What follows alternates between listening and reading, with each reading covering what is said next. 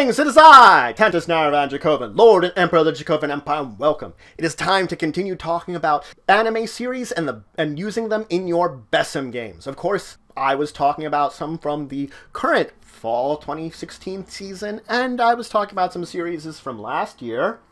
Let's continue, of course, with this season first. I've got two more to introduce to you that I think you'll quite enjoy, both watching and, of course, using in your BESM games. I have Matoi the Sacred Slayer and Vivid Strike. But let's start with Matoi the Sacred Slayer, or Sosa Shoujo Matoi. So it centers around this girl named Matoi, who is a school student. She's, of course, also a part-time worker as a shrine maiden at this shrine, which is run by her friend Yuma. Yuma also happens to be the family that are also her landlords, but regardless, so she works there with Yuma, and she just wants to live this normal life. She's her mother's passed away, and she's now living with her estranged police officer father. She wants things relatively normal. Things don't go her way, though. The shrine comes under attack by evil spirits, and Yuma's parents are injured. Yuma attempts this divine possession ritual that's supposed to have been in amongst the shrine history, and unfortunately, Matoi gets affected by it, and she gets this divine possession, and gets the ability to fight against these evil spirits and defeat them. So along the way, though, in her adventures from here on, she meets with others that can use divine possession ability and deals with this kind of organization of evil spirits that are attempting to invade our world, sort of possess people and do bad things in general. So I would definitely call it a magical girl anime. When you're talking about it, this really is.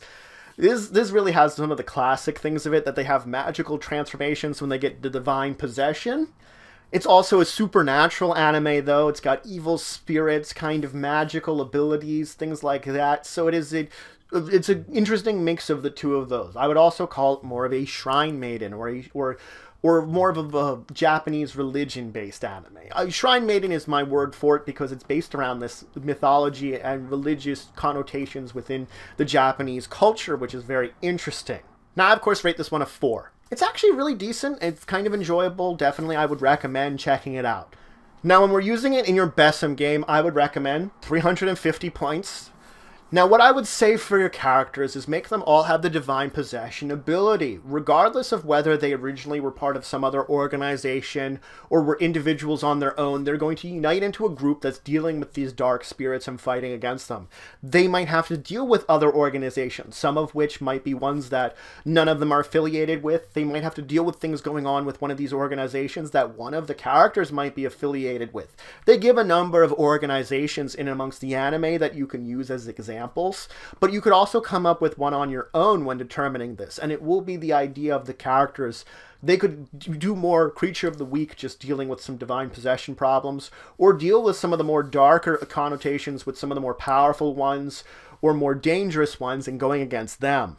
Now let's move on and talk about Vivid Strike. Now, Vivid Strike is an interesting one because it technically takes place in the magical girl lyrical Nanoha universe. Now, I'm not going to really talk about that series particular, or this, because this is more of a spin-off, because that series is still slightly different in comparison to some of these here as it's gone on. This is actually taking place as a direct sequel to the Nanoha Vivid series, which came out in previous years. This one focuses around two new characters. Of course, we see a bunch of the older characters from the Vivid series, not all the ones from the Nanoha series, even though they exist in the Vivid series. That's an interesting little connotation there. But we're introduced to Fuka and Rin. Now, Fuka becomes our main character really in particular, as she's this orphan character that she deals with this fact that she meets back with this old friend from the orphanage, Rin, who now kind of has lost all her light, has become kind of violent, kind of dark.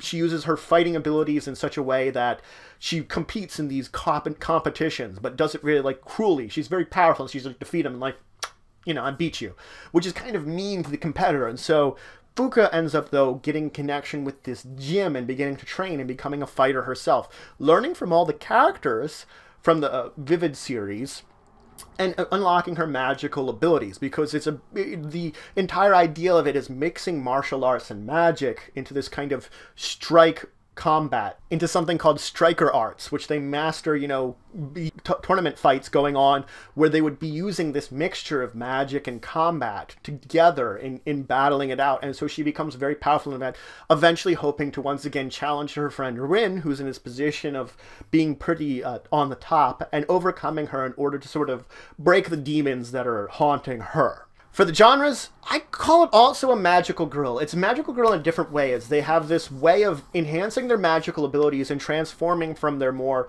childlike forms, because they're usually in like their early teens, into more of a, you know, older teen adult form of themselves. I would also call it definitely a martial arts anime, because it's all about this sort of fighting techniques and battling it out and things like that. And I also call it a fighting tournament anime, because a lot of it revolves around the fact that there's these fighting tournaments that they're getting into that Fuka has to compete in a tournament and get better in order to go after Rin. So it's this entire idea of the tournament is very central to the entire thing, and the idea of competition. So it's not only the martial arts, it's the martial arts competition. I actually rate this one a 4. It's a very interesting series, a very interesting take on a genre that's been done a lot. And it combines a little bit of genres which you don't think of before. That's what they've been evolving a lot of things with magical girls lately, that they've taken, like, it's a magical girl martial arts fighting tournament anime. When do you think you'd hear about that? Let's talk about using it in your BESM game. I'd recommend, of course, 400 points for your characters. They're going to be pretty tough. They're going to have, of course, some kind of transformation that they're going to have into their more adult forms, where they're maximizing their magical potential that you're going to have to build into your characters. But they're going to be practitioners of a strike arts, and then they're going to be going into various types of fighting. You could, of course, check out things from Nanoha Vivid, if you want to get some idea of how some of the various magic mixtures with fighting capabilities have. In this one, it primarily more focuses on the fighting aspect of it, on the battling side, but oftentimes there is also magical connotations, which just doesn't show off as much, so I would recommend checking it out to see the great mixture of it. But effectively, your characters are going to go on various tournaments and various competitions to get stronger, master their magical abilities, master their fighting styles, try to get better. They'll probably be all from, like, the same gym, so they might compete against each other to a degree, but they're all friends. They have to deal with balancing out, of course, their competitions, some of their normal lives going on, the daily things, going through training regimens, fighting against each other, getting into these tournaments. So maybe they would have some kind of rival character, or each of them might have one, or there might be a character that would function as a rival character, similar to Rin is in the anime, that your players are going to go against in order to try to overcome and maybe make a better person. Would be their kind of goal, rather than just defeat them for defeating them sakes, but is to make that person better about themselves. So let's move on and talk about the two from last year, Castletown Dandelion and Ranpo Kitan. Now, Castletown Dandelion revolves around the 9 children of the Sakurada family, so their father happens to actually be the king of a country. It also happens that all 9 children have special powers, have supernatural powers. The thing is, they are constantly being recorded and broadcast to the public. The really reason behind this is that they're competing effectively for one of them to become the rulers, and that the country will be voting on it. They'll be sort of having a democratic process of choosing which one of them is most appropriate to become king. Our main character amongst this is Akane, the 4th eldest daughter of the group, and she is really shy and doesn't want the cameras on her at all, and really doesn't care too much for the entire competition when we get into the anime. There's reasons that eventually sort of drive her more into participating a lot more, but effectively she just wants to be kept to herself and out of the limelight, and doesn't want to deal with a lot of these problems that are going on, kind of driven by what her father set up.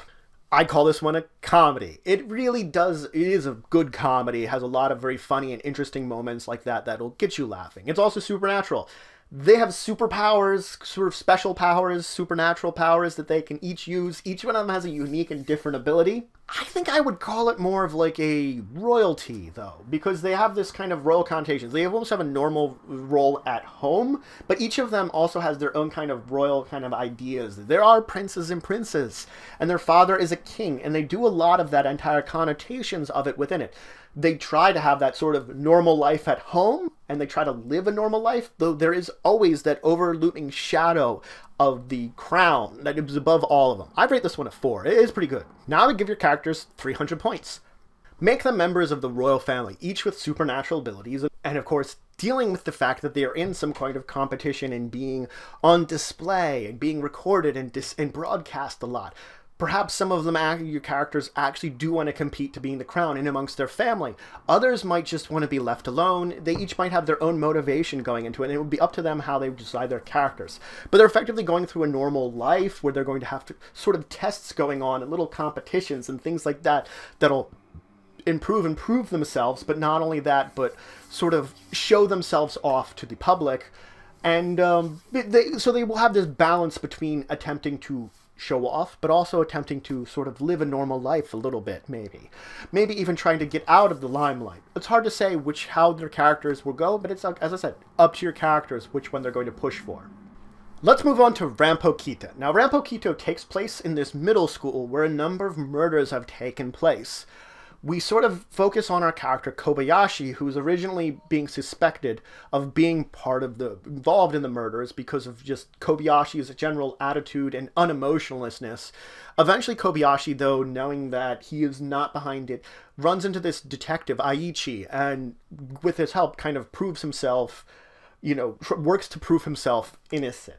He becomes infatuated with Aichi and eventually decides to become his assistant, sort of to his chagrin, and to the chagrin of Kobayashi's best friend who accompanies them. And then the three of them get into these variety of cases, which, unlike a lot of other detective ones, it oftentimes revolves around them, that things are going on that maybe it's related to their lives, or they might get the blame for, or they might be involved knowing the person. So it also has these very personal connotations to the characters. Now, I'd call this one a mystery then. It has a lot of strange things going on and mysteries going on that always have to be solved. I would call it also a drama. There's very dark things happening to these characters and very kind of twisted things going on in the world that always seem to reflect badly on the entire of humanity, but it seems like our characters always sort of persevere in it. And I would call it a detective. Aichi is in fact a great detective, and he proves it whenever he gets off his butt and kind of works. He does tend to be a little lazy until the right case comes along. A little Sherlock Holmesy there for you. I would rate this one a 3. I'm not as big on dramas, so that's why I do steer away from it a little bit. Now, when you're using this in your BESM game, I'd recommend 150 points.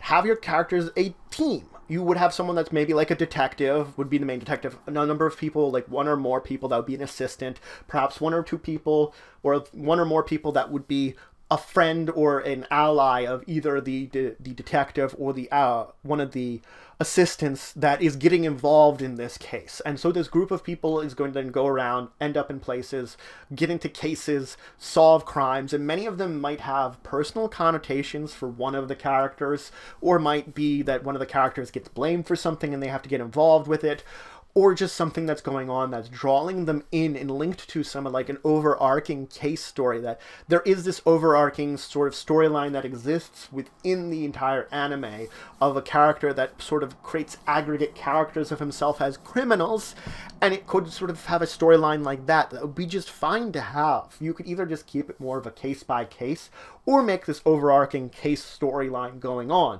but always have those personal like connections there, because it adds to the entire drama of the system that you're going on, because you're not only having a detective mystery anime, you're having a dramatic anime, and so dark things should be happening to your characters.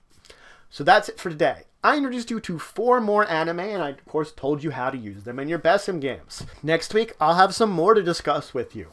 But regardless, if you have any questions, comments, anything you say, anything you think I left out, please leave in the comments below. Please like, share, and subscribe to support for the channel, the Empire, and the work I do. If you want to show some extra support, you can check out my Patreon, link to the description below. But regardless, until the next time, I bid you farewell.